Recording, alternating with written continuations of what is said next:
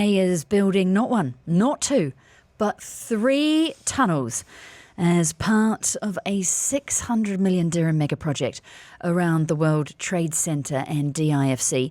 We are speaking to a man now about the fine art of digging a hole. I am a dwarf and I'm digging a hole. Diggy, diggy hole.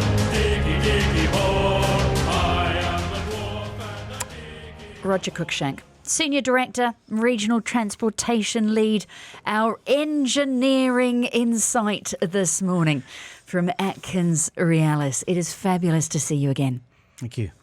Right, so sorting out the traffic around the DIFC and the Trade Centre, not just with flyovers, but with tunnels.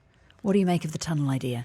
So there are 3 underpasses that are going to be put into the scheme. It's 3.5 kilometres long. There are 3 sections where there are what we call underpasses, and so that allows the traffic to pass, shall we say, underneath us, and allow traffic above to sort of circulate and allow pedestrians as well to cross the street. OK, you have waded straight into one of the debates we had yesterday. When is a tunnel and when is it an underpass?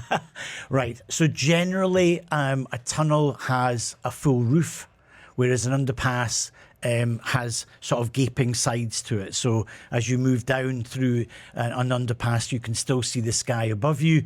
Therefore, shall we say, the fumes and the sound of vehicles still gets emanated out of there. Whereas if you're in a tunnel, the sound really doesn't have anywhere to go because there's a roof over your head.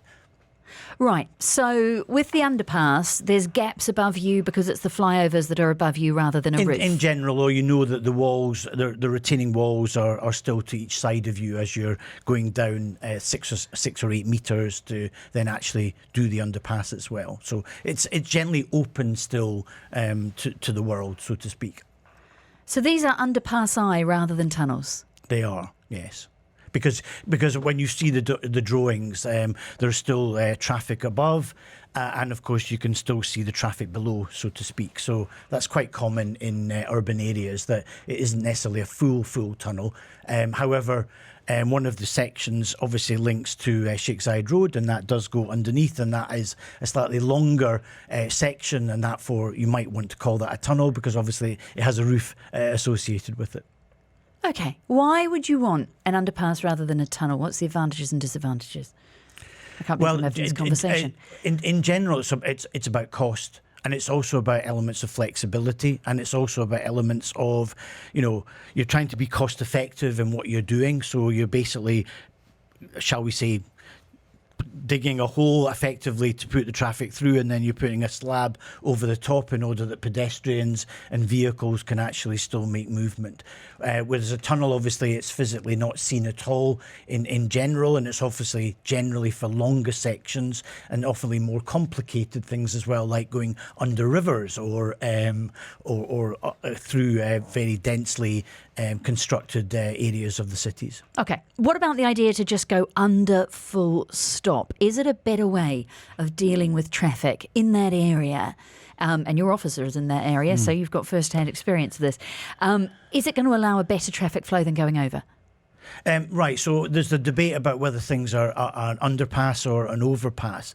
I think there are a number of considerations. They look at the soil condition, they look at what's happening with other roads adjacent, and then also we look at the urban environment. I mean, we've got Four Seasons there, we've got the Waldorf Astoria, we've got a number of other areas. So because there's an underpass already at Dubai Mall, I think the view is then let's keep the road at a lower level and bring the traffic through.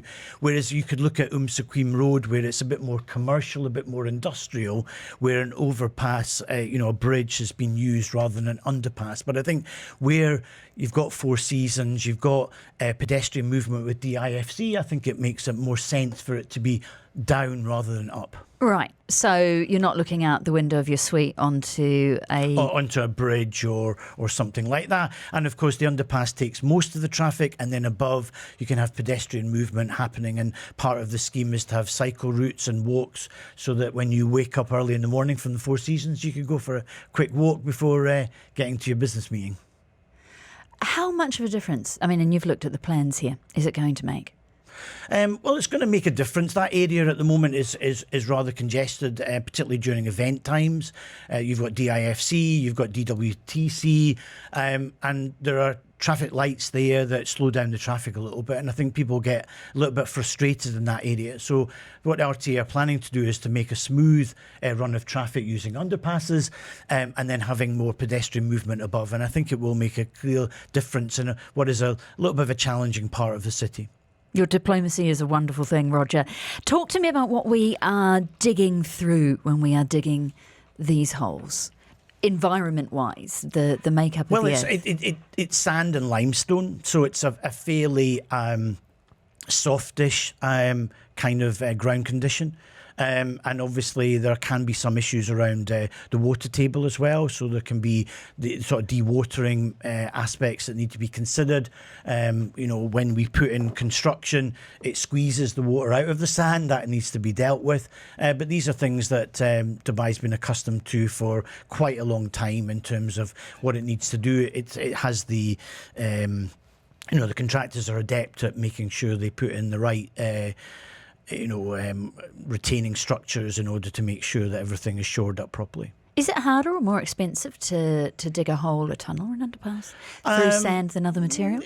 Again, it can vary depending on exactly what you're doing and what height you're in. But, there can be slight differences of going under, because you obviously may have to deal with a few more of the utilities. It's not just about the ground. It's about the pipes and the wires that are also already in the ground and whether they need moving or not. So there's often debates about that. In general, going underground or going into the ground is often more expensive than going over, but it will vary depending on where you are and what you're actually constructing. So how do you do it and make sure that the traffic above you and around you is still flowing freely in the time it takes to dig your hole? So there are a couple of techniques that are used.